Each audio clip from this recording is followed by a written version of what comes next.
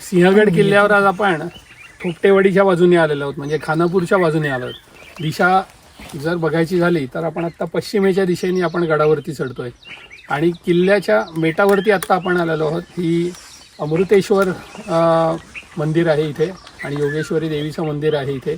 तसंच आपण इकडे जर बघितल्यात तर मागे जवळजवळ 4 आणि तिकडे 5-9 समाध्या आहेत वेगवेगळ्या. शंकराचाही एक शिवलिंग आहे तिथे, 2 पाण्याची टाकी आहे तिथे, हनुमानाचं शिल्प देखील आहे इकडे. तर मेट जे असतं ते मेट म्हणजे गडाच्या उतारावरती, म्हणजे गडाचा जो माथा असतो तिथनं जो काही तीव्र उतार खाली येतो त्याच्यानंतर जी काही सपाटीची जागा असते ही याच्यावरती ते मेट असतं. म्हणजे गडाचा पायथा आणि गडाचा माथा याच्यामध्ये जी सपाटीची जागा असते ती मेट असते. मेटावरती काम करणारे जे असतात ते त्यांना मेटकरी असं म्हटलं जातं. तर हे मेटकरी आपल्याकडे सिंहगडच्या मेटकऱ्यांची काही नावं येतात, तशी इतरही किल्ल्यांवरती मेटं होती. इथे जोरकर, गायकवाड अशी त्या मेटकऱ्यांची नावं येतात इकडे. तसं सिंहगड किल्ल्याला 7 मेटं होती आणि त्या 7 मेटापैकी हे जे पश्चिमेकडचं मेट आहे ज्याला अमरीचं मेट असं म्हणतात. एक आपण कल्याणच्या बाजूने येतो त्याला ते मेट पिलावरे म्हणतात, आपण कल्याणवरून येतो ना बरेचदा.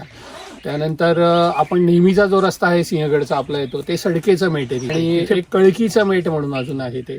तर ही सगळी अशी जी मेटं आहेत ती गडाच्या घेऱ्यामध्ये आहेत सगळी ती, आणि ती बरोबर साधारणतः गडाचा जो तीव्र चढ जिथे सुरू होतो त्याच्या खालती ही सगळी मेट आहे.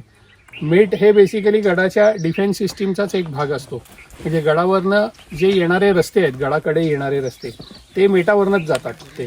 त्यामुळे मेट एक प्रकारे चौकीसारखं सुद्धा काम करतं की वरती येणारी जी लोक असतात त्यांना इथे चौकशी केली जाते, ते काय आहे दस्तक दाखवा वगैरे म्हटलं जातं, काम काय विचारलं जातं आणि मगच त्यांना इकडनं वर सोडलं जातं. त्यामुळे आपण तानाजी मालुसरे यांची जी लढाई बघितली सिंहगडची, तर त्या लढाईमध्ये सुद्धा त्यांनी मेटाचाच उपयोग करून घेतला. याचं कारण मेटावरती जे लोक असतात त्यांना या सगळा भाग चांगला माहिती असतो, इथल्या पायवाटा वगैरे या सगळ्या गोष्टी. त्याच्यामुळे तानाजी मालुसरेंनी हेच केलं की हे मेट आहे, आता आपल्याला एक्झॅक्ट सांगता येणार नाही हेच मेट का अजून तिकडचं एक मेट ते, पण मेटावरच्या लोकांना त्यांनी बरोबर घेतलं. त्या लोकांना विचारून गडावरनं जाणारी कुठली वाट आहे आणि कुठनं आपल्याला गडामध्ये एंटर करता येईल हे विचारून त्यांनी बरोबर त्या दिशेनेच इकडनं एंटर केलं.